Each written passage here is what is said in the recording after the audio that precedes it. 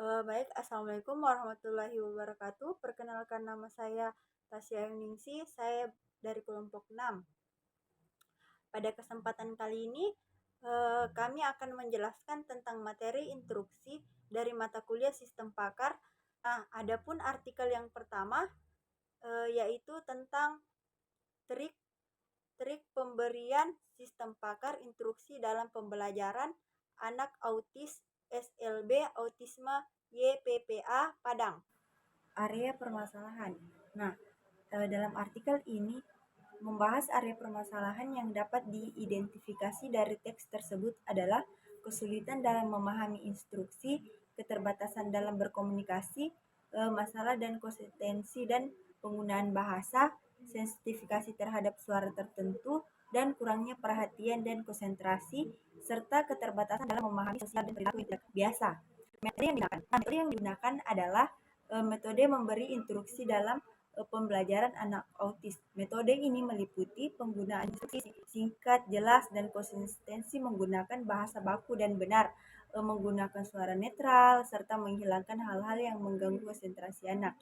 Nah, metode ini bertujuan untuk membantu anak autis dalam memahami dan melaksanakan instruksi yang diberikan. Assalamualaikum warahmatullahi wabarakatuh. Perkenalkan, nama saya Nisa Prerusli. Hasil penelitian tersebut adalah bahwa dalam pembelajaran anak autis penting untuk menggunakan instruksi yang singkat, jelas, dan konsisten. Hindari pergaulan kata dengan ucapan yang berbeda dan gunakan bahasa yang baku dan benar. Selain itu, penting juga untuk menggunakan suara netral dan menghindari hal-hal yang dapat mengganggu konsentrasi anak. Dengan menerapkan metode ini, diharapkan anak autis dapat lebih mudah memahami dan melaksanakan instruksi yang diberikan. Saya akan melanjutkan artikel 2, yaitu penerapan sistem pakar pada pedoman UI instruksi. Area permasalahannya adalah ketika instruksi UI digunakan secara berlebihan atau tidak tepat, sehingga menyebabkan instruksi tersebut diabaikan atau mengganggu pengalaman pengguna. Contoh masalah yang muncul akibat penggunaan instruksi UI yang tidak tepat adalah ketika instruksi UI digunakan untuk fitur dasar yang seharusnya sudah intuitif bagi pengguna, atau ketika instruksi UI yang berlebihan menghalangi pengguna dalam menggunakan aplikasi yang lancar. Terima kasih. Wassalamualaikum warahmatullahi wabarakatuh. Assalamualaikum warahmatullahi wabarakatuh. Saya Julham Kumara dari kelompok 6 akan melanjutkan materi yang dijelaskan oleh teman saya sebelumnya. Metode yang digunakan dapat diklasifikasikan sebagai berikut: deskripsi dan penjelasan. Metode ini digunakan untuk menjelaskan area permasalahan yang mungkin terjadi dalam penggunaan instruksi UI yang tidak tepat. Contohnya adalah ketika menjelaskan bahwa instruksi UI seharusnya tidak menghalangi fitur lain dan dari aplikasi dan harus memberikan informasi yang jelas kepada pengguna. Hasil penelitian menunjukkan bahwa penggunaan UI instruksi yang tepat dapat membantu pengguna dalam menggunakan fitur-fitur yang mungkin terlewatkan atau tidak jelas dalam aplikasi. Prinsip penulisan UI instruksi yang baik adalah sederhana, mengesahkan, dan segera relevan. Penggunaan UI instruksi yang tidak tepat seperti penggunaan berlebihan atau tidak relevan dapat mengganggu pengalaman pengguna. Oleh karena itu, lebih penting untuk menggunakan UI instruksi dengan hati-hati dan hanya untuk fitur-fitur penting dan tidak jelas. Itu saja dari saya. Artikel berikutnya akan dijelaskan oleh teman saya berikutnya. Terima kasih. Wassalamualaikum warahmatullahi wabarakatuh. Assalamualaikum warahmatullahi wabarakatuh. Perkenalkan, nama saya Muhammad Agung. Di sini saya akan membaca artikel 3 yang berjudul Sistem Pakar Instruksi dalam Organisasi dan Arsitektur Komputer.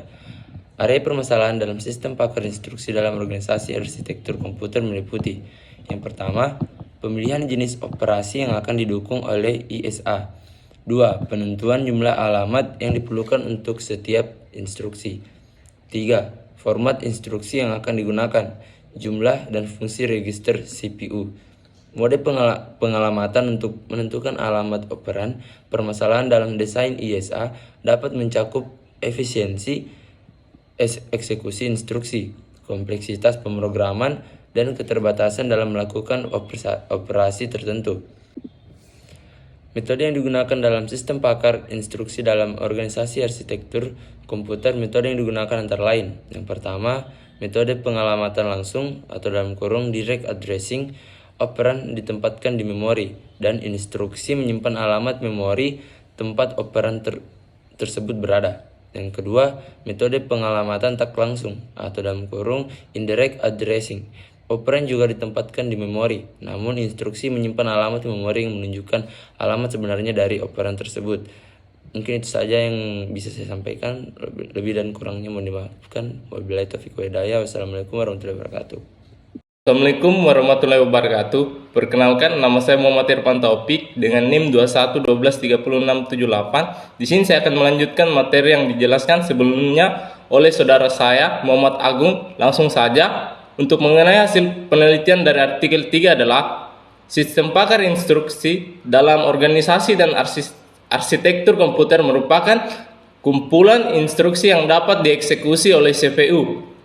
Instruksi ini memiliki karakteristik khusus seperti kode operasi, operan sumber dan hasil, dan instruksi berikutnya. Rancang set instruksi melibatkan repertori operasi, jenis data, bentuk instruksi, register, dan pengalamatan.